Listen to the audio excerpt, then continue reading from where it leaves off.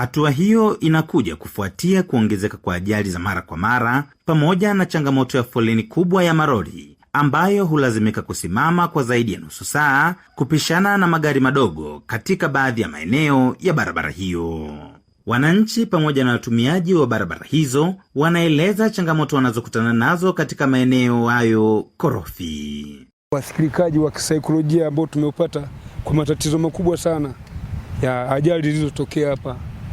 Tumebakiwa na watu wengi sana ambao wamebaki ni yatima, wengine wajane. Barabara hii imeua watu wengi sana na malori yamedondoka ni mengi sana. Barabara zikiwa nzuri, nafikiri hata pia ajali zinapungua. Madereva tunachukua muda mfupi kutoka sehemu moja kwenda sehemu nyingine.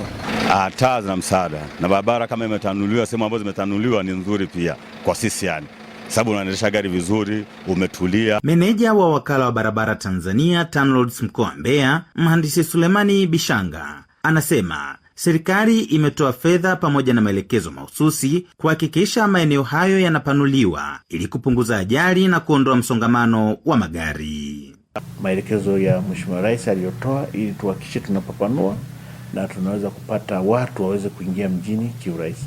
Lakini hizo jitihada zinafanyika kwa misingi ya kurekebisha ujenzi wa njia 4. Kwa upande wake, mkuu wa kitengo cha maendeleo ya miradi TANROADS mkoa wa Mbeya, Mhandisi Justin Mlope, anasema ujenzi huo pia unahusisha madaraja katika baadhi ya maeneo ili kuboresha miundombinu na kuongeza usalama kwa watumiaji wa barabara.